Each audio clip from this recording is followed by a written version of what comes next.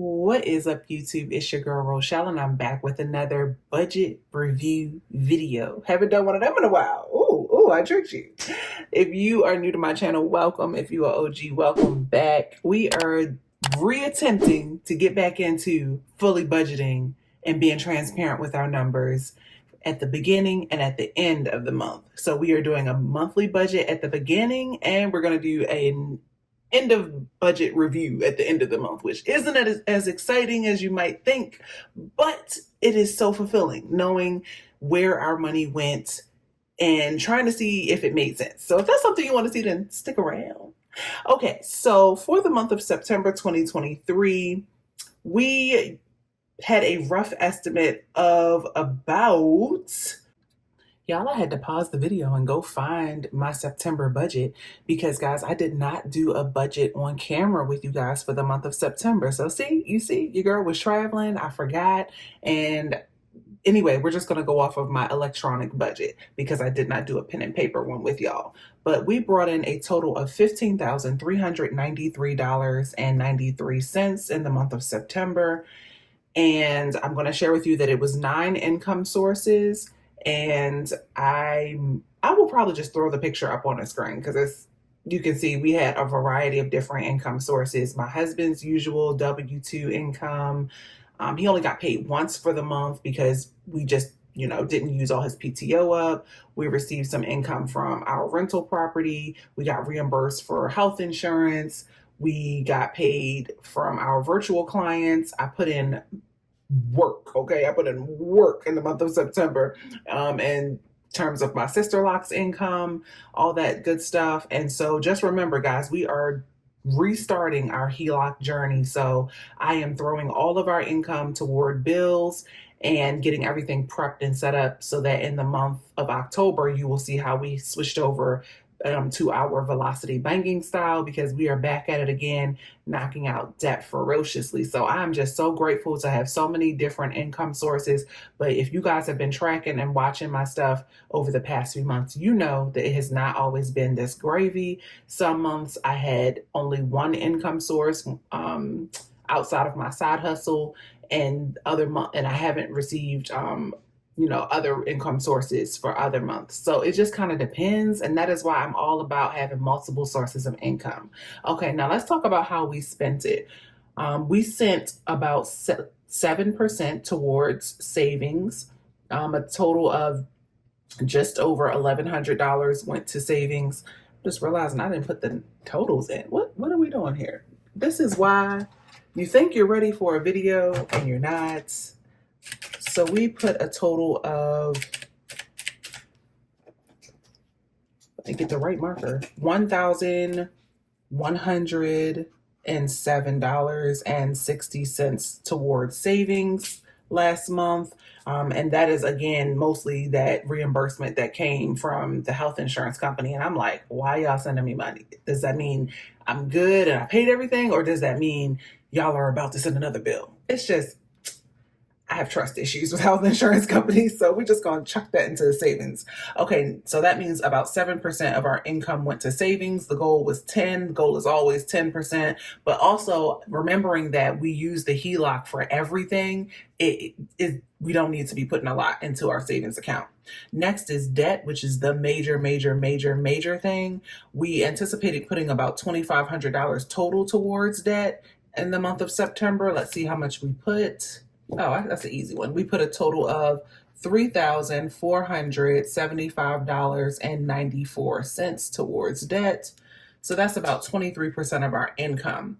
I would have loved for it to be higher, but just remember, we were short one paycheck from my husband because he didn't want to use all this PTO. So we kind of just took that L and I went hard in other categories in terms of bringing in income. So I'm happy with that. That's a total of our debt payments, DP, and our debt snowball. So I'm happy with that.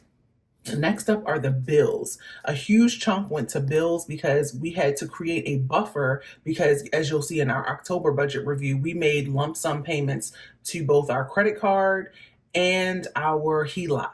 And so I kind of sent all of that to our bills category in preparation for that spend. So we paid a total of $5,678.71 sent to bills in the month of September. That's about 37%. And again, that will reflect better in our October budget. Next up is the miscellaneous category. This is what it takes to run my side businesses. First, the rental property, we had to pay an invoice of $1,503.83, along with making sure the property manager got paid. Then I sent $946 toward the contractors that helped me with my business. So blessed to have a team in the background, y'all. It's a new day. Like, I thought it was going to hurt adding an additional member to our team in terms of like my budget shop and my social media and all of that. It hasn't. I honestly have felt more relief knowing that there's somebody working on my business even when I'm not.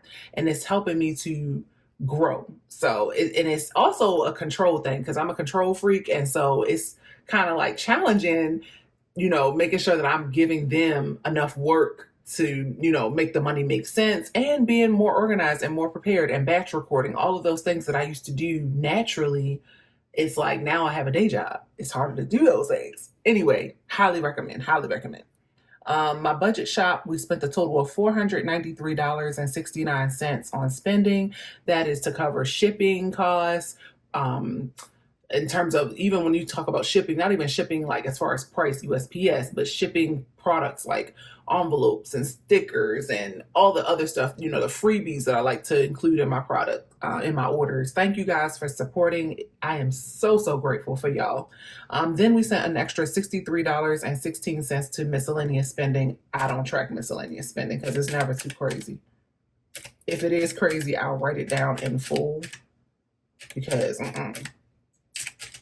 So that means we spent a total of $3,006.68 in this category. Now, the rental property is definitely the one that we spent a good amount in, but that is just like what it is to have a rental property. I'll share more of an update on that with our HELOC update, probably at the end of October or beginning of November.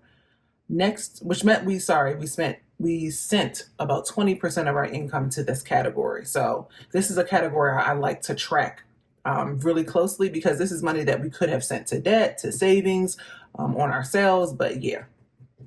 Food is the next category. We budgeted $1,000 to food, but we ended up spending $80. Y'all, sometimes the math don't math. I got on my math be mathin' t-shirt right now because when I tell y'all, Micah did a video, a cash stuffing the other day, and he was like, why didn't we put any money toward food? We haven't ate yet. And I'm like, I remember having extra money left over in the month of September, and I remember putting it in our bank account saying, this is just going to be our food spending for October because it was money that we didn't need to use in September. But y'all, when I tell you I try to go back and track and find that money, all I know is that it was in the bank account and I can see, okay, we spent Safeway, we spent that Walmart, we spent the Sam's Club, Costco, all the usuals. And I'm like, yep, that's us spending the money from right out of our bank account. But for some reason, I don't see like where I initially put it in. And this is why I love doing budget reviews, because sometimes it's not going to make sense, but at least I realized that it didn't make sense.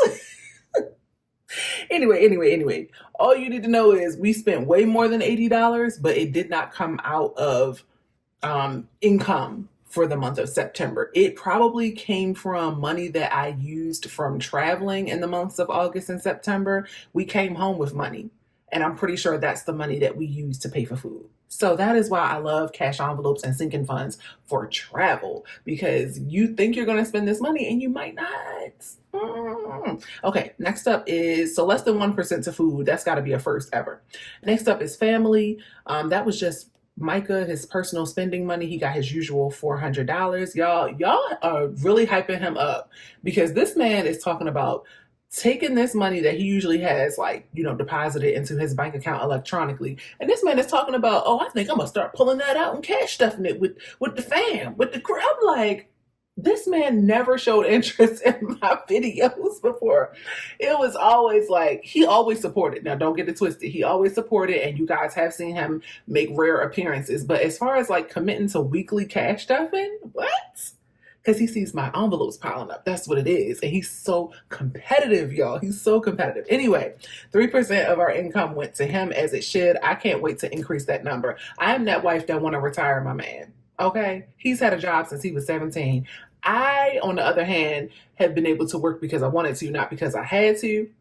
Don't take that lightly. And I would love to see him be able to work in a part-time fashion versus all this stuff that he's managing and running. It's ghetto. It's ghetto. Whoever says like running and being, the head honcho in charge, it's not all that it's hyped up to be. It's not. I see the stress. I see his time and his freedom being sucked dry. I don't like it. And he has other things that he prefers to do, like his new hobbies, golf, his volunteer work, he's spending time with us. Like, he values those things so much. And that is why we are hitting it hard in the budget category, because like I really want to see us improve our net worth, decrease our debt, so that we can depend on just my main income sources. So we'll see. We speaking it up, we throwing it out there, you never know. Next up is giving. We sent the usual $125 to this giving sinking fund, less than 1% of our income. We do share just this part, that's just my personal preference. Micah could care less. It's more me. Some people who might actually watch my content might be benefiting from this giving. So I just choose not to share. Cash, we thought we were going to use 1,000. We ended up using 1,520. That just depends because we made income from my budget shop, which is where usually most of my cash comes from. Now, usually I would put some money to the side for taxes, which in actuality I did. I just didn't track it. I threw it all on a HELOC. And that's because we're switching back to that velocity bank style where most of your income needs to be going and right back into the HELOC because you're living off of the HELOC. So I'll go into more detail about that in my HELOC videos, but that is it, y'all. That is how we spent $15K. As far as a grade, I would give us a strong C+.